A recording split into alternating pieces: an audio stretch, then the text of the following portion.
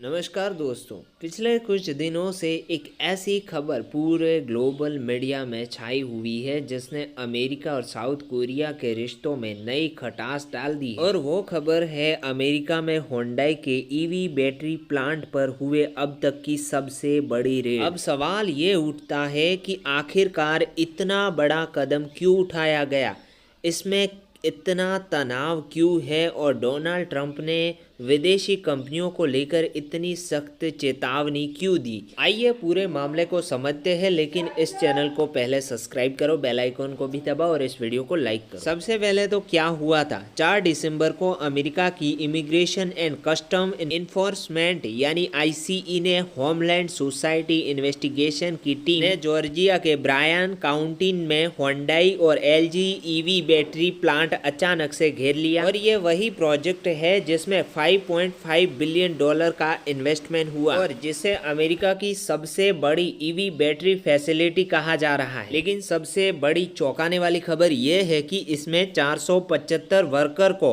गिरफ्तार कर लिया गया। अब कहा जा रहा है कि इतिहास में पहली बार किसी एक ऐसे साइट में इतनी बड़ी संख्या में अरेस्ट हुआ और इनमें करीब 300 प्लस वर्कर्स थे, वो साउथ कोरियन नेशनल थे। ऐसे में इनकी गिरफ्तारी क्यों हुई, तो अमेरिका की एजेंसियों का आरोप है कि ये लोग गलत वीजा पर आए थे। इसमें भी कहा गया कि ज्यादातर लोग टूरिस्ट या फिर बिजनेस वीजा पर अमेरिका पहुंचे और वही जाकर काम करने लगे। लेकिन जबकि आप अमेरिका में काम करने जाते हो तो अमेरिका में काम करने के लिए वर्क परमिट की जरूरत होती है। इसके अलावा जो बाकी के लोग थे वो लैटिन अमेरिका और एशिया से थे, लेकिन उनके पास अभी भी ऑथोराइज्ड एम्प्लॉयमेंट डॉक्यूमेंट नहीं थे। अमेरिका में स्किल्ड लेबर की भारी कमी है, खासकर ईवी बैटरी, सेमीकंडक्टर और एडवांस मैन्युफैक्चर जैसी इंडस्ट्रीज में। कॉन्ट्रैक्टर इसी कमी को पूरा करने के लिए फॉरेन नेशनल को गलत तरीके से हायर कर रहे थे। बाइडेन प्रशासन पहले से इस तरीके की मास रेड से बचता रहा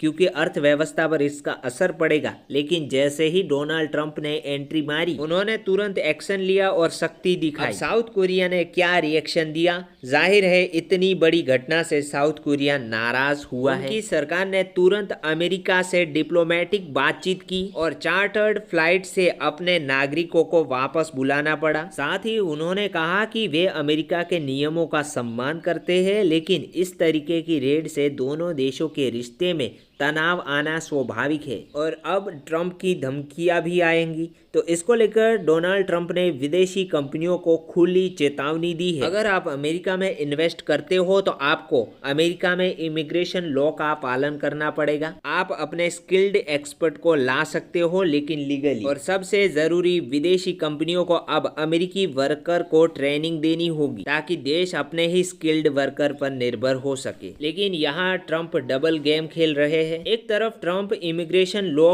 पर सख्ती लागू कर रहे हैं और दूसरी तरफ अमेरिका को साउथ कोरिया जैसे देशों से इन्वेस्टमेंट और टेक्नोलॉजी चाहिए ताकि वे चाइना पर अपनी डिपेंडेंसी कम कर सके। यहाँ पर अमेरिका को विदेशी इन्वेस्टमेंट भी चाहिए, लेकिन विदेशी वर्कर को ज्यादा जगह भी नहीं देनी। ये सिर्फ होंडई तक सीमित नहीं है, टोयोटा, TSMC, फॉक्सकॉन जैसी कंपनियों को भी अब डर है कि अगर इमिग्रेशन रूल का जरा भी उल्लंघन हुआ तो रेड फाइल और अरेस्ट का सामना करना पड़ सकता है और इसका असर मल्टी बिलियन प्रोजेक्ट पर भी पड़ सकता है। दोस्तों, ये रेड सिर्फ होंडई कंपनी पर नहीं है, ये USA और एशियाई देशों के रिश्तों पर भी असर पड़ेगा क्योंकि जापान में भी राजनीति में तनाव बढ़ता ही जा रहा है। क्योंकि जापान ने USA में इन्वेस्टमेंट किया, उसको लेकर मैं एक वीडियो नया बना रहा हूँ, वो भी जरूर